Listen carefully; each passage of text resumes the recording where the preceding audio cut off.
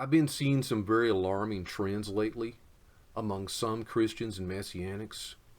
One would think that individuals among these groups would be among the most ardent supporters of the nation of Israel. Frankly, I've been appalled, though, by some of the contemptuous comments that I've been seeing and hearing. To my surprise, I have seen some absolutely vicious rhetoric leveled against Israel in the last few days. I'm sure that there are some very valid criticisms that could be raised against Benjamin Netanyahu or the nation of Israel.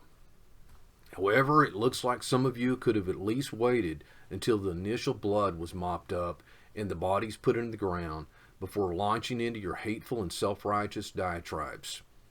How would you feel if after losing family members to evil murderers, someone was yelling at you to repent or accusing you of being a Christ killer?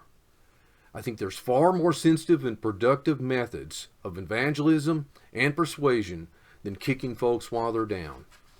You may console yourselves and attempt to mischaracterize what I'm saying by accusing me of not wanting to hear the truth that you've been speaking. The devil speaks a little truth mixed with a lot of distortion. The bona fide truth is inspired by the Spirit of truth. And the Spirit of truth has nothing to do with the type of venom that is being spewed by some out there. You should be ashamed of yourselves for being so callous and mean-spirited.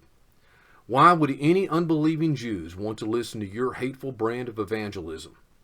I urge you to do some deep introspection and ask yourself, why, instead of praying for Israel and trying to bind up the wounds, you would choose to seize upon one of Israel's darkest moments to project your vitriol.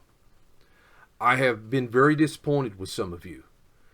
I really would have expected better. I would have hoped that in this horrific, murderous time of these attacks, that we might have seen some Christ-like compassion and words of support and comfort. I'd like to read to you a passage from the book of Romans. Boast not against the branches, but if you boast, you bear not the root, but the root bear you. You will say then, the branches were broken off, that I might be grafted in. Well, because of unbelief they were broken off. And thou standest by faith. Be not high-minded, but fear. For if God spared not the natural branches, take heed, lest he also spare not thee. Behold therefore the goodness and severity of God. Upon them which fell severity, but toward thee goodness, if thou continue in his goodness. Otherwise thou shalt also be cut off. If people can be broken off of the olive tree for unbelief, how much more for cruelty? May the God of Abraham, Isaac, and Jacob, the Most High God, bless and keep Israel.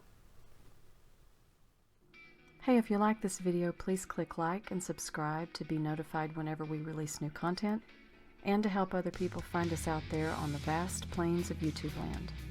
If you have a question or a topic you'd like for us to do a video about, just leave it in the comments below. Thanks so much for watching. Later, y'all.